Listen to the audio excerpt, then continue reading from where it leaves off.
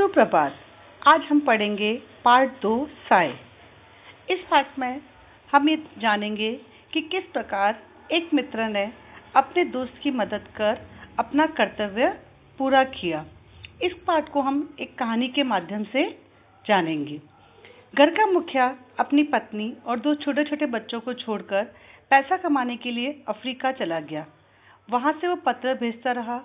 सब कुछ ठीक चल रहा था, पर कुछ दिनों के बाद में वह बीमार हो गया और उसने पत्र लिखना बंद कर दिया। बीमार होने के कारण उसने अपना सारा कारोबार अपने मित्र को सौंप दिया। मित्र उसके कारोबार में बराबर का भागीदारी था और वह कारोबार को अच्छे से संभालने लगा। इधर पत्नी दुखी और उदास रहने लगी। माँ को उदास देखकर बच्चे भी दुखी हो गए। माँ की उदासी का कारण यह था कि काफी दिनों से अफ्रीका से कोई पत्र नहीं आया था। वह रोज पत्र की राह देखती, पर कोई पत्र नहीं आया।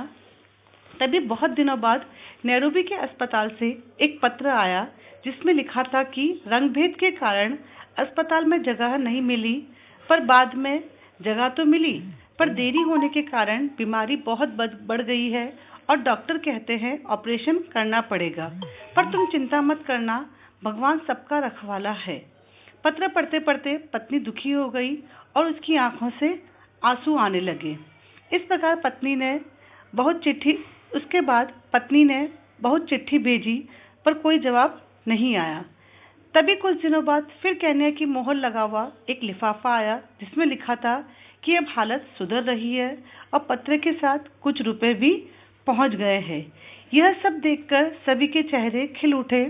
चिट्ठियां आती रही और साथ में रुपए भी आते रहे और पत्र में लिखा था कि ऑपरेशन के बाद वह स्वयं पत्र नहीं लिख सकता, इसलिए किसी और से लिखवा लेता है।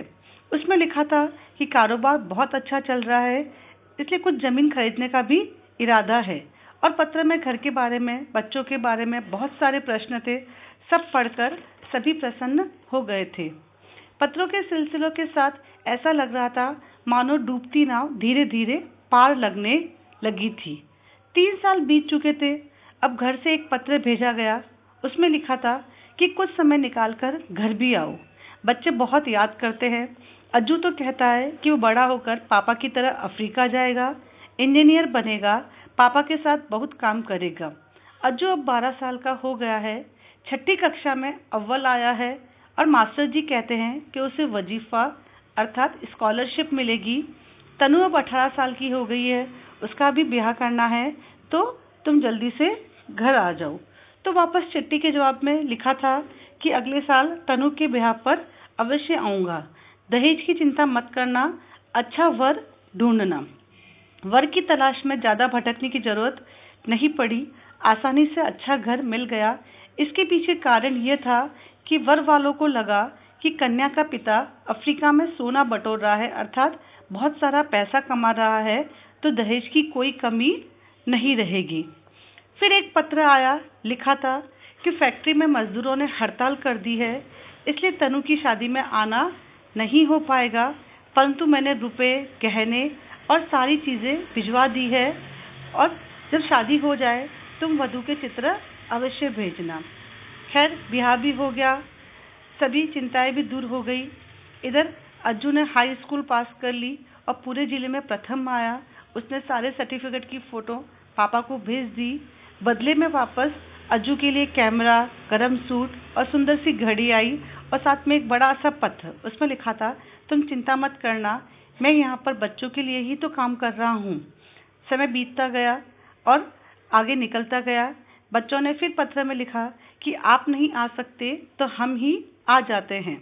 तब वापस पत्र में लिखा हुआ आया, काम इतना बढ़ गया है कि मुझे अलग अलग स्थानों पर जाना पड़ता है और यहाँ इतने विश्वास के लोग नहीं हैं, और अज्जू की पढ़ाई भी तो जरूरी है। जब तक पढ़ाई वह पूरी नहीं कर लेता तब तक कुछ नहीं हो सकता। हाँ, समय निकालकर मैं स्वयं आने का प्रयास करूँगा। तुम सबकी बहुत याद आती है। अंत में वह दिन भी आ गया जब अज्जू की पढ़ाई पूरी हो गई, नौकरी की तलाश भी शुरू हो गई थी। अम्मा भी अब बीमार रहने लगी थी, तो अज्जू ने सोचा क्यों ना मैं ही पिताजी से मिल आता हूँ। यही सब सोचकर अज्जू ने अपना वीज़ा बनवाया और वह दिल्ली से विमान से पिताजी से मिलने के लिए रवाना भी हो गया। वह मन में सोच रहा था कि पापा उसे देखकर कितने खुश होंगे कि छोटा सा अज्जू जो गिल्ली डंडा खेलता था आज कितना बड़ा हो गया। यही सोचते सोचते वह नैरोबी के हवाई अड्डे पर उतरा और सीधा उसी पते पर जो पत्र में लिखा हुआ था वहां गया। वहां जाकर देखता है तो दरवाजे पर ताला लगा हुआ था और उसके पिताजी की धुंधली सी नेम प्लेट लगी हुई थी। आसपास पूछा तो पता चला कि एक वृद्ध भारतीय प्रवासी यहाँ रहते हैं, रात को देर से लौटते हैं और किसी से मिलते जुलते नहीं हैं। अज्जू वही बरामदे में एक बेंच पर बैठ गया और इंतजार करता रहा। रात को वो बूढ़ा व्यक्ति ताला खोलने लगा तो देखा कि एक व्यक्ति नींद ले रहा है। नाम पूछा और जैसे ही उसने अपना नाम अज्जू बताया, उस बूढ़े व्यक्ति ने उसे बाहों में भर लिया और बड़े उत्साह से उसका स्वागत किया। उसे अंदर ले गया, साथ में भोजन किया और कमरे में चले गए। उस वृद्ध ने फिर अज्जू से कहा, तुम कितने बड़े हो गए हो, कितने साल बीत गए, तुम नहीं जानते कि मैं कौन हूँ। मैं तुम्हारे पिता का बहुत ही जिगरी दोस्त हूँ।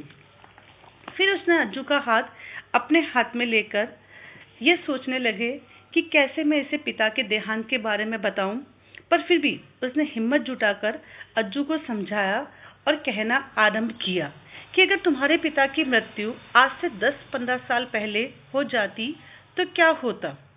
तुम अनाथ हो जाते, तुम्हारी माँ घुट घुट कर मर जाती, तुम पढ़ाई नहीं कर पाते और सब कुछ खत्म हो जाता। फिर भरे गले से उन्होंने बताया कि तुम्हारे पिताजी तभी गुजर गए थे, अपने साझे कारोबार से उनके ही हिस्से के पैसे तुम्हें नियमित रूप से भेजता रहा हूँ। कितने वर्षों से मैं इसी दिन के इंतजार में था कि तुम कब बड़े हो और इस कारोबार में मेरा हाथ बढ़ाओ। अब मेरा वचन पूरा हो गया है। मैंने उसे मरते समय जो वचन दिया था कि मैं तुम्हारे परिवार को डूबने से बचाऊंगा। इस प्रकार उसकी आंखों से आंसू बहने लगे और अज्जू की आंखों से भी आंसू बहने लगे। बच्चों, इस कहानी से हमें यह शिक्षा मिलती है कि किस प्रकार एक मित्र ने अपने मित्र के परिवार को डूबने से बचाया और उसकी सहायता की। अर्थात कहा गया है कि सच्ची मित्रता वही है जो मुसीबत के समय काम आए। धन्यवाद।